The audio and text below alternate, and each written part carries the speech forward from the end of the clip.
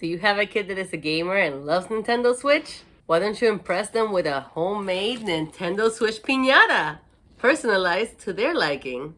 Welcome to my channel. If you've seen me before, welcome back. So my stepson's birthday is around the corner again, and we're about to make him a Nintendo Switch piñata. Oh well, I already make it, as you can see. But I wanted to take you with me on this journey because you know what? This was something that I did it with a cardboard box that it was laying around, and all I had to spend money on was in the toys and stuff inside, and 2 different tissue papers, a tablecloth, and a paper. The tape and scissors, you have it lying around, right? So it really wasn't expensive, and it was fun, and I'm sure he's gonna love it. Look at that, and it's a pool piñata. If you want to make it completely closed, you also have that option. So without further ado, let's get crafty!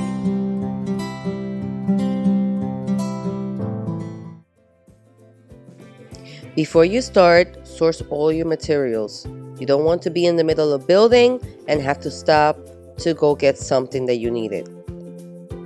Also, before you start, you want to decide all your dimensions. How wide, how high, and how deep do you want this piñata to be.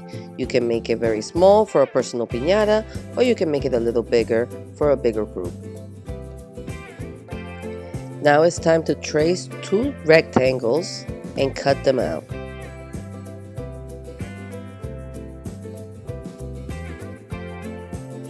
I used the candle here, but you can also use any other round object to round out the edges to look like a Nintendo Switch. Once you cut those round edges out, you can start on the strips to make the depth of the piñata. Make all the markings before you start constructing it and gluing everything together. It's going to make your process a lot easier. So where do you want the red and blue parts to stop? How big do you want your screen to be? Mark all of that out beforehand. When doing the sides, I prefer to use a box that was a little bit longer so it could give me that give and I don't have to put multiple pieces together.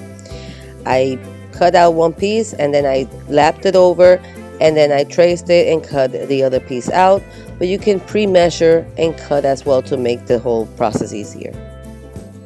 As you can see, I'm not a big measurer. I'm more of an eyeballer kind of person. So I went and I started to bend the edges and measure around to make sure that everything fit correctly.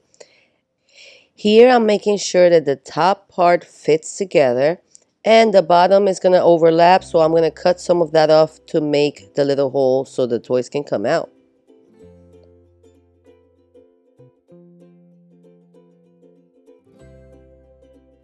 Now I'm taping my strips together. That's going to be the top center part. Those notches that we made before, we're going to mark down those notches on the strips as well to make sure that we put the string there so we can hang it. Now I'm putting the string or ribbon around those notches, cut them in a little bit, and then put them in so that way they fit perfectly and they're not overlapping or getting in the way when we are pasting everything together.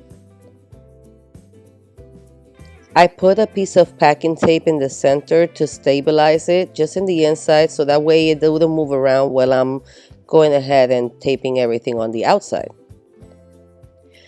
Now I'm going around and taping the first rectangle to the strip together. I'm doing it with packing tape, but you can also use painter's tape. Don't forget to measure and cut out the little part for the candy to pop out of. I find it a lot easier if you pre-cut tape and put it ready to go than if you just keep cutting tape every single time that you need to use it.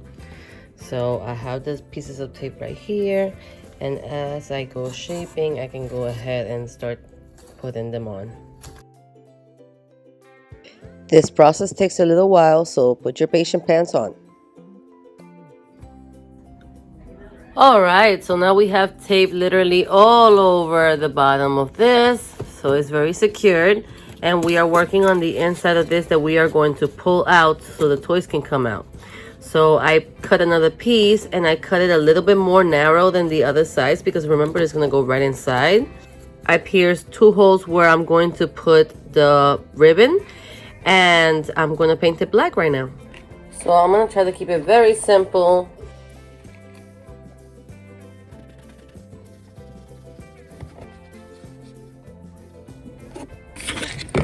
Okay, now that this is painted completely black, I'm going to put this through. I put 4 ribbons so they could be nice and sturdy, so when I pull that little piece, it comes out completely with no problem. I'm opening it through the back because it was pretty open through the front but not through the back. Okay, now it should go through.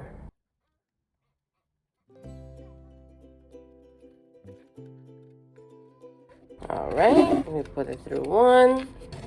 Now we're going to put it through here. There you go. Now we're going to pull it all the way halfway.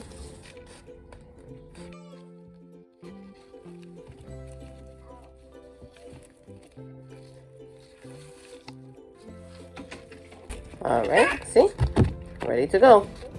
And that goes right in here. See? Now we're going to put the toys in there and close it up. So normally I buy smaller toys that I can take out of the wrap, but this is a personal piñata. This is just for him, so I'm going to keep some of these things in the wrap. And I also have the candy, I have some sunglasses, I have a whole bunch of stuff in here that I think he's going to like. Now that the bottom is ready and the toys are in there, we are going to go ahead and seal this closed, the same way that we did the other side. Before we go and close it, make sure that you also secure with like just a little bit of Scotch tape. Not packing tape, just a little bit of regular Scotch tape on the sides. Just one strip on one side so that way it doesn't move all over.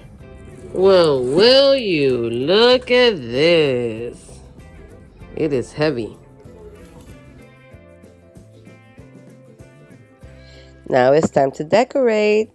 And you want to start with the middle piece.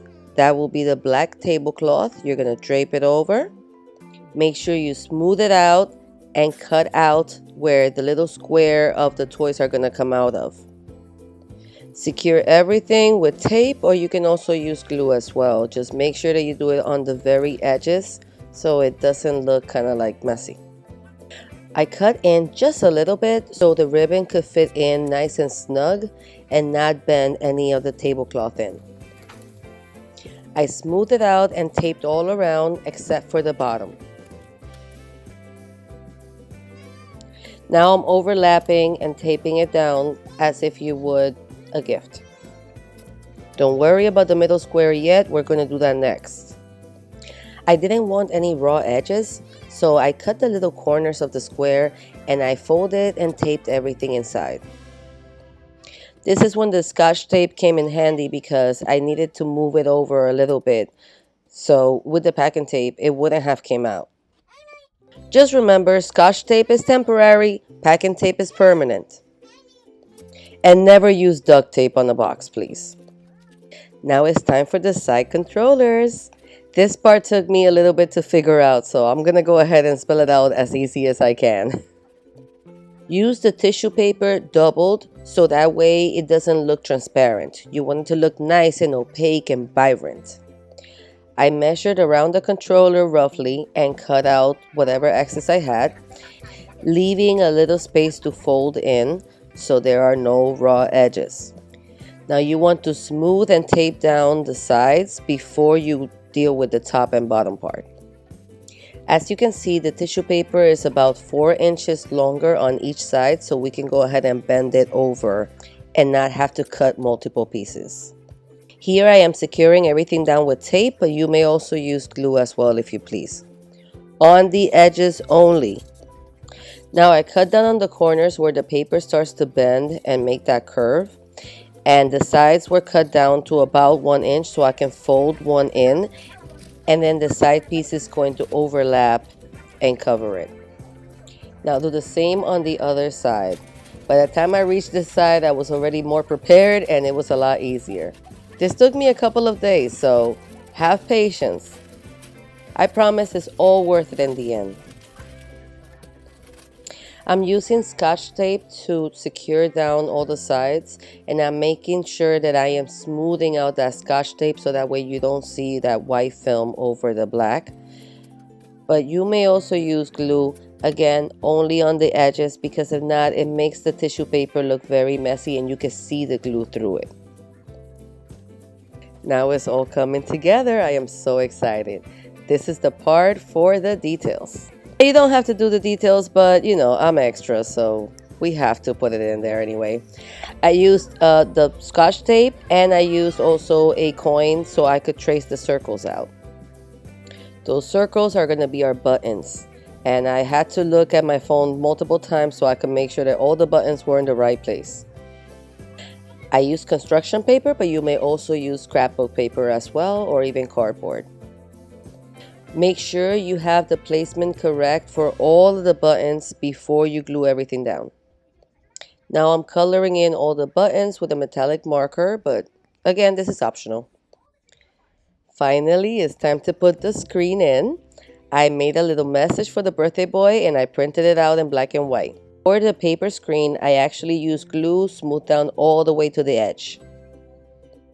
And we're done! And that's how you make an awesome piñata for them to enjoy. This is personalized for him, but you can fill it up with more toys for other kids, for a whole party, whatever you want. As long as it holds, I think this will hold really well, like about 3 pounds or even a little bit more. But let's not push it. And I'm just so impressed with myself and so happy that it came out really well. Look at all the little buttons and everything. This shows you that you do not need to be spending the extra time doing fringes if you don't want to. And it still could come out really cute. I hope you found this video useful. Please like down below for the algorithm. That really helps this video to show it to even more people. And subscribe down below for even more crafts, even more fun. Thank you guys. Bye.